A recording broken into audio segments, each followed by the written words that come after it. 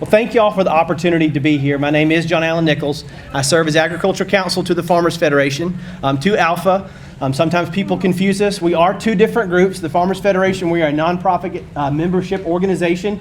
We are closely related to the ALFA Insurance Company in that you have to be a member of the Farmers Federation to purchase ALFA insurance. But we are two different things.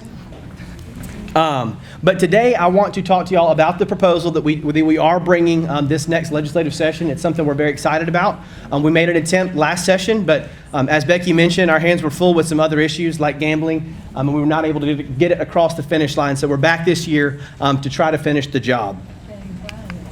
So I want to tell y'all a little bit about, one, everyone in this room has a vested interest in farming, and if you think you don't, think back to about 2 hours ago. What did we just do?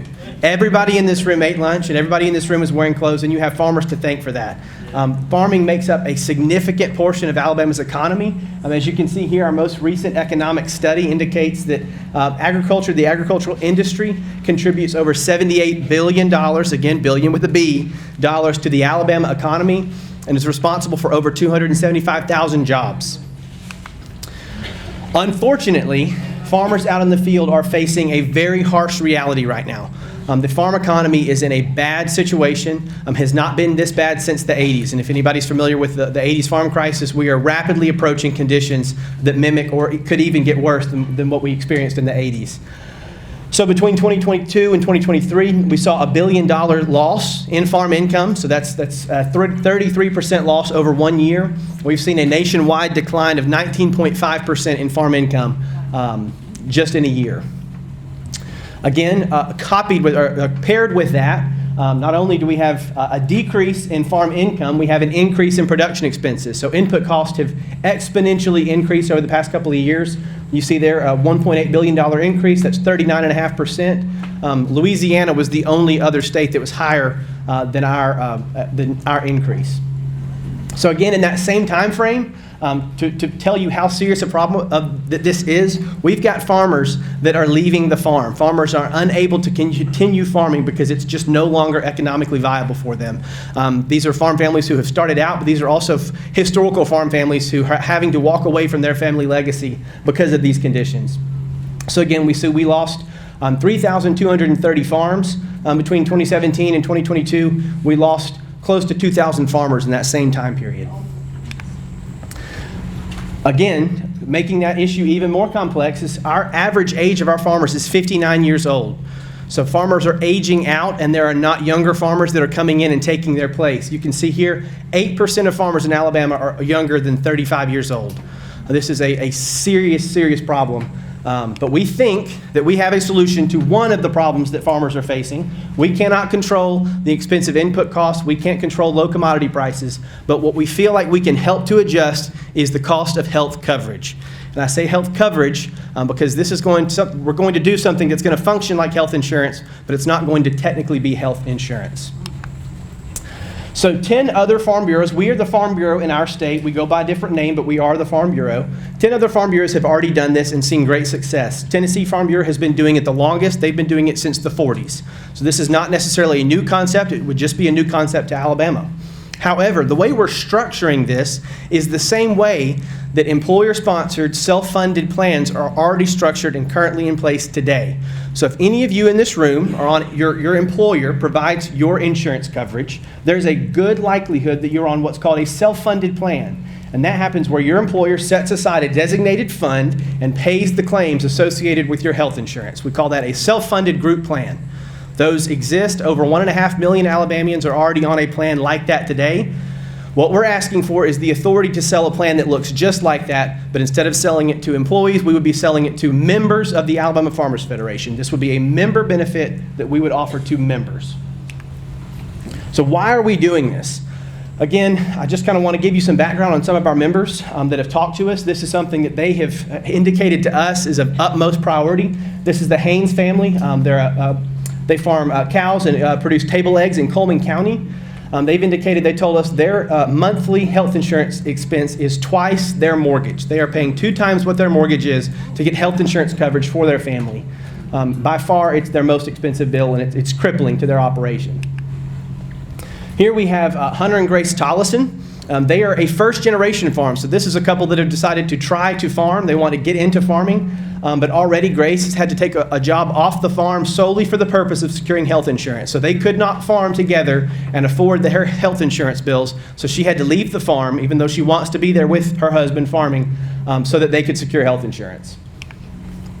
This is Beth Hornsby. They run a very successful farm, fruit and vegetable farm in Lee County.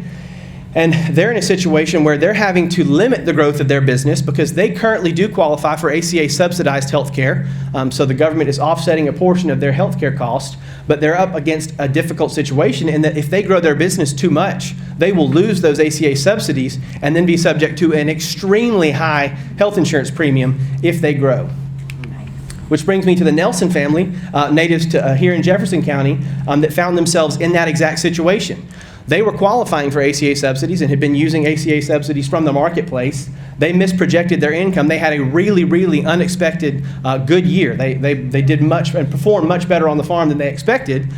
So at the end of the year, instead of having this windfall and being excited about the great productive year they had to pay back the amount that they had subsidized and then pay penalties on top of that because they had miscalculated and misprojected their income. So essentially, they were penalized by the government for the money they made, for doing well. So to give you a little background, how did we end up here? Why are we in this situation? So obviously, pre-2010, health insurance companies were able to underwrite health customers. They were able to, my term is, they were able to assign individuals a premium that was proportional to the risk that individual posed to the pool. So they could assign you that premium, they could evaluate your health, and assign you that proportional premium. Obviously, with the enactment of the Affordable Care Act, health insurance companies lost that ability. They were told by the federal government they had to guarantee issue, so they had to give health insurance coverage to anybody who applied, which obviously was going to wreck premiums because suddenly you're going to have to take on risk that you're not prepared to you're not financially able to back it. The government solved that problem with the individual mandate, or they said they did. They said, hey, but it's okay, everybody's going to have health insurance. We'll have a nationwide pool, therefore premiums won't increase. But 2 years later, what did the Supreme Court do? The Supreme Court struck down the individual mandate and said, hey, you can't do that. You can't force people to have health insurance. But what they didn't do was take away individual mandate. So health insurance companies were then stuck having to continue to insure high-risk individuals and not able to underwrite them or assign them a premium proportional to that risk they posed. So the authors of the ACA understood this. They understood that this was going to cause problems to premiums, and so what they did was into that legislation they wrote in the subsidies. So what they started doing was they said, hey, we're going to assign income levels, and as you make income, we're going to subsidize a portion of your health insurance cost. So if you make below a certain amount, we will give you, and depending on how much you make and how large your family is, we'll give you a portion of money that will offset the cost of your health insurance. But those subsidies have a cliff. Those subsidies end. And this is where most of our members find themselves. They make just a little bit too much money to qualify for those ACA subsidies. They don't have access to employer-sponsored health coverage because they are self-employed, they're farmers, they're not working for anyone but themselves. And they find themselves, again, jumping from premiums around $600 a month to over $1,400 a month with no assistance there. Obviously, as your income increases, you become more financially able to afford those kind of premiums. But when you're in this cliff right around in here, you're really in a tough spot, and that is where most of our members find themselves. Just to give you an example or kind of an overlook of where Alabama is insurance-wise, most of our state is getting their insurance through an employer. We've got 20% of the state on Medicaid, 16% on Medicare, 2% on military. The people that we think would find our product attractive are these people that are on unsubsidized non-group plans, so buying on the individual marketplace or folks that are choosing to go uninsured. That is the primary group of people. We would expect to attract a few people out of employer-sponsored plans, again, like the Tollisons, if they're in a situation where, hey, the only reason I'm working is to secure health insurance. I'm prepared to leave my job and go back home and farm with my family because that's what I want to do. We might pull some people from that group, but again, what we would anticipate is pulling from this uninsured group, people who just can't afford it and so choose to go uncovered, or people that are buying it on the private marketplace but can't afford it. Again, who do we expect to benefit from these plans? It's those individuals. What we have realized about this plan is there is a finite group of people out there that are going to benefit from these plans. This is not something that is just going to continue to grow and grow and grow. We are here to solve a problem for our membership. It is a specific problem. But it is a problem that a pretty small population of the state of Alabama faces. You can see this chart. Tennessee Farm Bureau, they've been doing this the longest. They've been doing this since the 40s, so again, over 70 years, and they only cover about 2% of their state's population. These other states that have enacted it since then are covering less than 1% of their state's population. The same would be true for us. Again, it's just that targeted group of people that we're trying to help. But for those people we're able to help, it will make all the difference. Why would they be more affordable?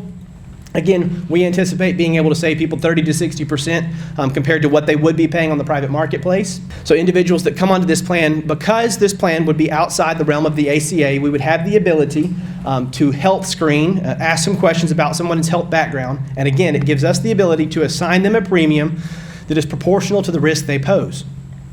This gives us the ability to offer plans at a very, very affordable rate. What's nice about these plans, again, modeling after Tennessee, and we are in contractual negotiations with Tennessee to kind of carry on and use their product and use their system as a model. The way that works is once you're rated one time, you are not re-rated. If your health status changes, it does not affect the premium that you're going to pay. The only thing that would affect, affect the premium you're paying would be your age, and that's categorical. Those increase across all categories of premium. And the same is true for other traditional insurance as well.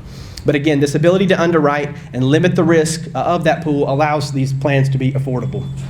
And again, what we're asking for is the opportunity to bring another option to the table. We are not, by bringing this plan, taking any options away from what's currently in place. It's just the opportunity to come in and serve our members with this specific product. Again, I would also say, we're able to offer full-scale plans. They're not affordable because they're skimpy plans. They're affordable because we have that risk mitigation ability. And members are well protected by these plans. The provisions of contractual law still apply. We have a contract that we enter with the member when they sign up for these plans, and all the member has to do is two things for the rest of their life if they want to continue coverage. That is, pay their dues and pay their premiums. And if they continue to do that, we are obligated for as long as they are members to continue paying those claims. So Tennessee has like a 97% retention rate, and that is because once people get on these plans, they really like to stay on them. So I would encourage you, reach out to your legislator. It may not benefit you individually, but when farmers lose, ultimately we all lose. And so this is something that we think really could help our farmers in the state at a time when they are really, really hurting. So I would encourage each of you, contact your legislator and at least ask them to consider supporting these health plans.